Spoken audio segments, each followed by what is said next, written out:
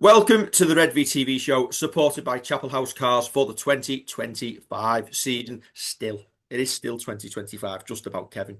We are Pushing it. we are still here. We are a couple of days late, just given various circumstances in our own lives going on. But we are Yeah. here, and we're here to round up the latest news. Yes. Let's do it. Right, we'll start with the very latest then, Kevin. Okay.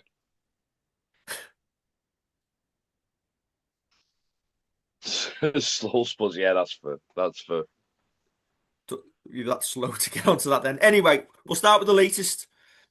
The news that Iggy Paasi, Saints are delighted to announce he has been given a 1 year contract extension. And as we tweeted this morning, um, it's the world's worst kept secret in St. Helens from the club. It was done a long time ago. They didn't announce it because they were scared of what the fan reactions would be, seemingly. And they've only had to put it out today in case he just happened to pop up on any pre-season training photos. Like, surprise. Yeah. Um. Yeah. I think the general consensus is it is an underwhelming signing. That was a general consensus um, weeks and months ago when it was first rumored, and I've seen people saying, "Oh, he'll be an able backup." I'm just gonna pretty much repeat my thoughts on Connie from last year being an able backup. I don't see how Iggy is of that kind of stature that he will be a backup. He needs minutes because otherwise we would be mourning the little carries and yards he was making when he was getting like he's only being able to do his 10, 15 minutes off the bench. I don't see how he could potentially not play for 4, 5, 6 weeks and then come in and have to do a job and do it of that standard that that we're hoping for. I'm hoping Paul Rowley can get hold of him and make a player out of him. I don't want him to fail, but I think from the outside looking in, you just feel, I don't know, a little bit just not enthused by it at all. No, for me, it's an absolutely terrible decision. And I know they've only just announced it now, but everyone's known that this has been done for months. Paul Yeah, Rowley's had nothing to do with it whatsoever. Um, it's, I can't believe we've actually done it. We've not learnt lessons from T. Ritson, from Conrad Harrell. There's no point having squad fillers like Iggy Parsey. He needs to be on the field to have any sort of fitness. Even now in the piece that they've put out on the website regarding his re-signing, we're still harping on about his long-term injury that he suffered in 2023. He's been back playing for a year and a half, and he hasn't got anywhere near the levels that he needs to be. And yeah. if I feel if like he's in the team, he started last season. he what? He started last season all right, but then it seemed like he started, and I'm literally putting that as all right. He started last season as all right, but then you just did not see what you're expecting as someone goes through the gears as the season goes on, where you think, great, here's our impact off the bench. I mean, we'll get on to other players when we discuss the squad in time, but I just I'm not having it. You know what else I'm not having? You know, if anybody says we're skint again, I'm not having that because you can't be skint and giving deals to players like some of them that It's you've like just burning named. £10 notes. Yeah, yeah. But I think that he'll probably get more minutes than a Connie will. He probably will get runs out, whether that's for us or for on dual reg. Don't know. The thing is, he made 27 appearances this season. 27 appearances. He's had more than enough time to regain form and fitness, and he regained neither. He's Yeah, 33. He'll be turning 34 next season. If he gets first team minutes over the likes of Noah Stevens, it's an absolute disgrace because yeah, you're holding young players back, and it won't be because he's outperforming them. If he does get them minutes, because he didn't outperform anyone in 2025 and got them. And if he isn't in the squad, then it's a disgrace in why we've given him a contract to begin with. The only Yeah, potential saving grace I can see, and it's always been my theory that Iggy Paasi will line up next season for one of the promoted teams. And if that's the case and we get some cap relief from it, then that's the only potential positive I can see. yeah, I think that's fair. Um, yeah. Yeah, you're not having it. I'm not having it. I don't think many of the fan base are having it. Um, yeah, What I not don't much get, Kev, more. is right, is the way this gets managed by the club. If they know announcing the re-signing of a current player to a contract extension is gonna cause such mass outrage is a big word, but mass indignation, Discontent. Yeah, then does anybody just think, I wonder why that might be? Now, listen, I understand that there's experts in positions at this club, but everybody in the fan base can't be wrong, pretty much, can they?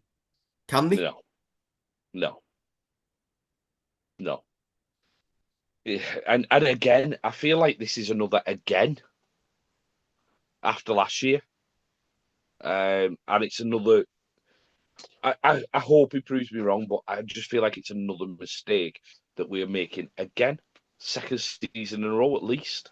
And you know what? It's again, the communications around it have been completely mismanaged. If this was done months ago, which we all believe it was done, um, sign the contract, announce it, end of, Yeah, get it out there. Because yeah, all they've done today is put it out there on the first day of pre-season training, when the focus should have been on Paul Rowley coming into Cowley for the first time and taking training and meeting all the lads, and instead, the first day of essentially the beginning of the prep for 2026, and we're still announcing a contract that we could have done months ago, purely because they've had to, because they obviously squad numbers out this evening, so he was going to be in them anyway, so they've had to do it, and it's like it's abysmal. yeah, Listen, the minute he wasn't on the release list and given a farewell video at the pre-season do, at the end of season do, and on the website, you knew he was staying. yeah, Why will the club not learn lessons? Like again, oh, Jacob Douglas. Why has it took so long to announce that? yeah, yeah.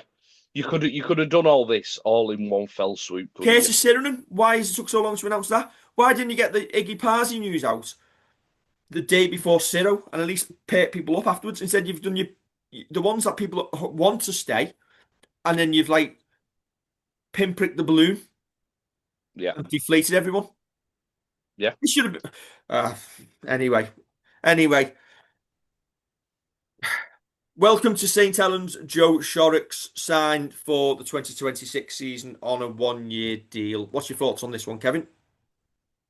In isolation, I think this is a shrewd move in isolation. A body who can cover quite a few positions um, in the pack. Not going to be first choice. Paul Rowley knows what he's getting out of him. My as soon as he was mentioned as a signing, my mind went back to when he played six against us on Good Friday and won man of the match in a win for Wigan against us.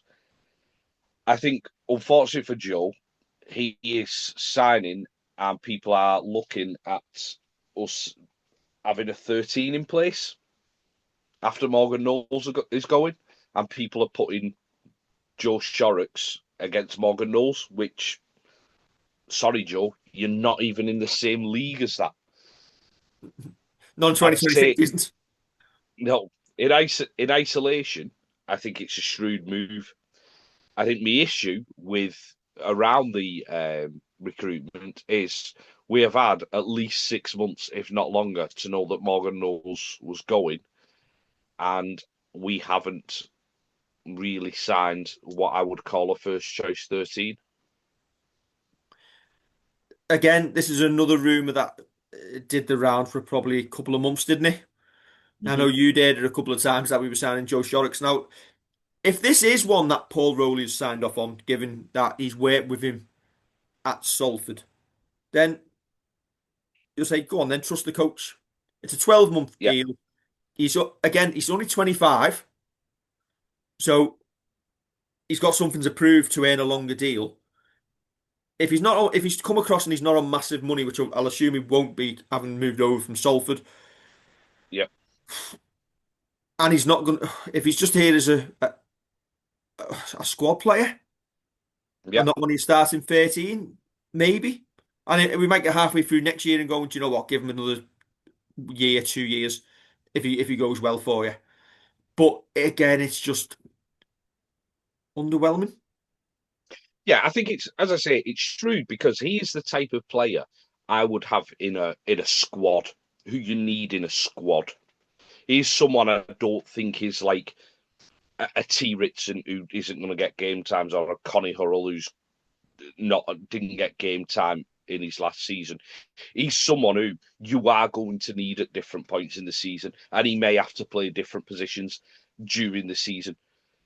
As you say, I don't think he's going to be on big money. He's on a 1 year deal. This to me is a complete free hit signing. He he fits in the same mold for me as Dion Cross, Shane Wright, obviously coming from Salford. But my only concern is, are we signing a lower level of caliber player than we've done previously? Are we like, Yeah, I think we are. No, I think that's fair. I think we are, but I also think that there's probably when you're looking at salary cap because he's going to be on that lower level of money. We're probably managing looking forward to even next season. We've said this all along that we reckon that the salary cap for the next couple of years should be in some way at least penciled in what you're expecting to pay certain players, what you need coming into the door, what you are hoping that's going to come through the ranks. So it, yeah, is it a lesser caliber of player? Yeah, but also it's a lad with Super League experience who is going to bolster a squad that we need after losing so many in the off season. but I'm gonna get a bit like Jake Baines, are they playing devil's advocates against my own argument? Hull KR have proven that it's not about just going out signing star flash players. It's about signing players who will fit a system, who might have been considered journeymen at certain points in the career, but come in and fit into that team ethos. And the sum of the team is more capable. What's the same? The sum is more capable than the parts, if that makes sense. Yeah, it. If you went back to 2 years ago, so beginning of not last this season, just gone the season before, and said you were going to sign, you might not have picked these four players from Salford. That is it four that we've signed from Salford, or three? Is it four? Can't remember.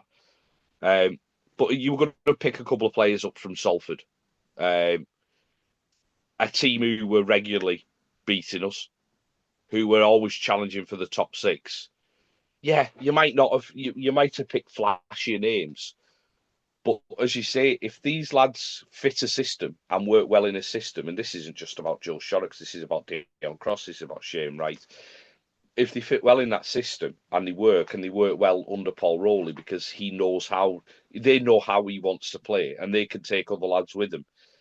Is it better to have Joe Shorrocks around the place than have a gaping hole in your squad where you're going to ask someone who's not had much game time to try and do that job? Or you get another year, bring in the likes of a Leon Cowan through who can learn, and Joe Shorrocks gets a shot at trying to get a deal for next year, whether that's with us or with someone else.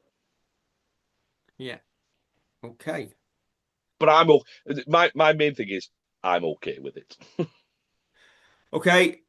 The last of the signings announced last week was Jacob Douglas from Wigan, and I'm pretty sure we probably discussed this deal in March on one of the Yes, shows. yeah, 3 year. Is this just have we signed him because they signed a couple of ours? yes, just tit for tat. That'll do. Again, I think I saw someone tweet out. I don't know why Saints have signed Jacob Douglas because they've got Kyle Felt, Lewis Murphy, Dion Cross, Owen Dagnall all fighting for wing places. Well, Owen Dagnall and um, Lewis Murphy finished the season injured, so you've got to be prepared for potentially that to happen again.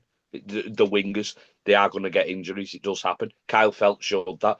He didn't play 100% of games. Dion Cross, we'll get on to Dion Cross soon enough. Yeah, he wore number 5 at Salford.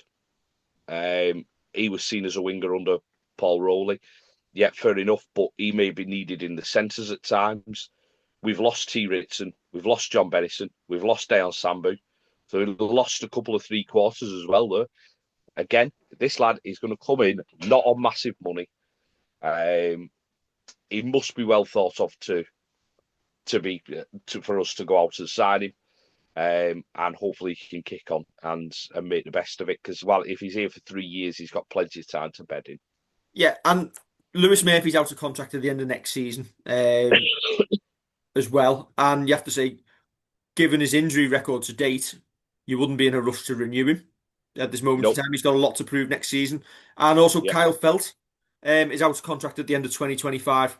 So I think the aim for Jacob Douglas here on a 3-year deal is to make Saints think twice about retaining either of them two at the end of next year. Yeah.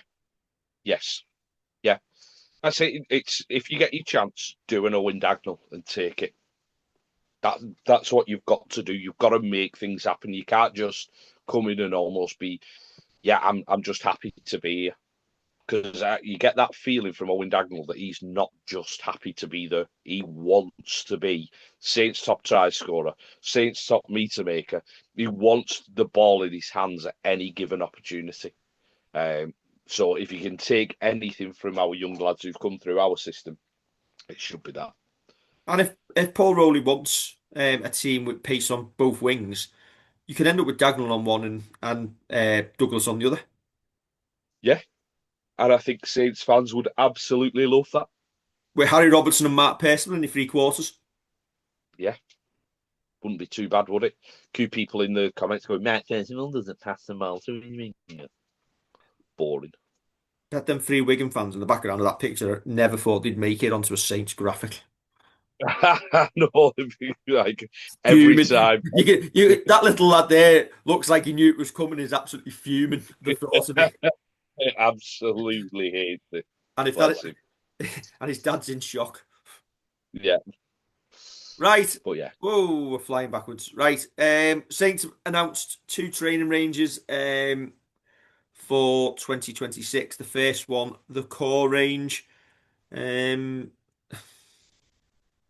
I'm not going to go Quite. bagging on Meals because they Yeah, are. They are. It's just a lucky dip of colours again.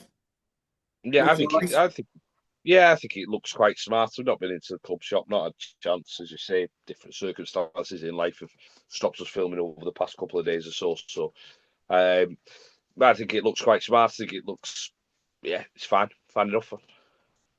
Um, the core range, Kevin, features a fully sublimated tonal club crest and centrally placed double stripe design in a jacquard fabric in 3 colours: stone, rust, and black. Dark blue, grey, and red for the rest of us. I hope that badge isn't printed on. It is. Oh, so it'll be 30 odd quid for a polo shirt that you're just waiting for the badge Oh, to it's peel off. sublimated, so it'll be no, it'll be in the fabric, won't it? That's okay then. Yeah. Um, I haven't looked at the prices, but I'll wait. Well, shall we have a look while we're here? Yeah, we can. £40 for one of them polo shirts. How much? 40. £35 if you want the t-shirt. £58 for a hoodie. Or the hoodies in the Come other. on now. Come on now, O'Neill's and Saints. Come on now. Come on. Come on. Come on. No. £40, I'm £40 for one of them, Kev. I'm not having that. I'm sorry. This is where you do say I am not buying what you are selling though. Absolutely not. Lads, no. No. Not having it. Them prices are horrific. Them prices are a disgrace. The club and O'Neill's are having an absolute laugh there. And the merchandising manager should stick his head above the parapet and explain why they are so much, because they are not worth it. Absolutely not worth it. If O'Neill's quality, the quality of the O'Neill stuff that has been put out over the past couple of years, or the fans on social media talking about the quality of the O'Neill stuff, which is actually factually their kind of say on it, it's their opinion. I am not having that people will be looking at that going, "Ooh, that's worth 40 quid." It's an absolute disgrace. I can't see them selling sufficient quantities of them at 40 quid. No, It's 40 quid? 40 quid for a polo shirt? by O'Neill's. Yeah, 40 quid for an O'Neill's polo shirt? Jeez. And listen, I know we're working on a different scale, but while we were talking, I've just looked to compare them to football club store stuff, and it's cheaper. Of course it is. And the case of, I know the argument from some will be, well, they're a Premier League football team and they work on much bigger scales. Yeah, but there's still me in St. Helens who's got one wallet. And if I've got Yeah, a choice of what I'm going to buy, it ain't going to be that. yeah, yeah. It's just a grey top with a badge on. If, put it one way, if that didn't have the Saints badge on it, would you wear it? Would you pay 40 quid for it? Uh, No, you wouldn't. if it didn't have a Saints badge on it, I wouldn't pay I'd be hard. anything for it. I wouldn't. You'd be, Would you go and buy a piece of O'Neill's unbranded? well, Oh, if you walked into Sports Direct and needed a polo shirt similar to that, and that was out there for 40 quid with just O'Neill's on it, no Saints badge, you wouldn't. You'd be going 20 quid. Oh, that one might be all right for 20 quid because it's cheaper than, I don't know, Adidas or Nike or whatever. But absolutely not. Not at 40 quid. No way. On God's earth. No, I'm not having that. okay then. Tell me what you think of the match day range then. Boring. It's Boring. Boring. It's boring. It's boring. Do you know what it looks? Do you Next. know what it looks like? So anybody who's ever involved in any like junior sport or anything else will go to like the likes of Joma, um, th those sorts of companies where they produce like team kit ranges, Joma, Stano. I'm trying to think of the other ones. Yeah, I know what you're on about. and it's just a generic range, and you go, yeah, I'll have that one, and they'll stick your club badge on it. Yeah, That's what that looks like. yeah. Boring. Um, yeah, it's boring. It's a black hoodie, but it feels like. Do you know what?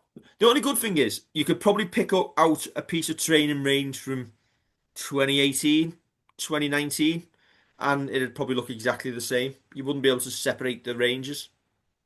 No, and I think my issue is that on the shoulder, that looks cheap. And I get there's room. Listen, there's room for playing stuff. People don't want absolutely mad things. People want, I just want to play in red polo. I just want to play in white or black polo or whatever. Yeah, absolutely fine. But I find that just looks Tontine-esque. Well, on the plus side, it's only £36 for that polo. That's still too much. That is still too much. The t-shirt, Kevin, Hmm. £32. Yeah, that doesn't surprise me. I'd have guessed at that. I think that's been the same in previous years. Yeah, if you go to teamwear.o'neills.com, there you go, I'll give them a plug. You can go to their website and you can find one of their ranges, which is, do you know what? There's actually better teamwear ranges on their own website. There's even ones where you can design your own and you probably get a better option. I'm pretty sure. Yeah, Do O'Neill's in Ireland produce better ranges? Because you go on their website and like all of the GAA teams and everyone else have much better designs. I don't know, or is it just what we're picking? And I get, as I say, I get having a playing range. I get having a playing range, and I get having like the core range, which has just got that little bit more about it. I do get it. Be interesting to see because I think we've had three the past couple of years. It'd be interesting to see what the third one is when that comes out. Yeah, I'm on their website now. Yeah. Yeah, I think we just they're not being made for us. Well, are they? Who knows? But all I know is I won't be buying any of them again. Fair enough. Yeah, cheerful, cheerful as ever. Listen, we will continue to be honest until someone does something different. Yep. Um, I'm actually sat on the O'Neill's website now trying to find that range. Well, let's wrap this up then if that is the last one. Yes, we will be back in about 20 minutes with the squad. Don't forget to like, share, and subscribe.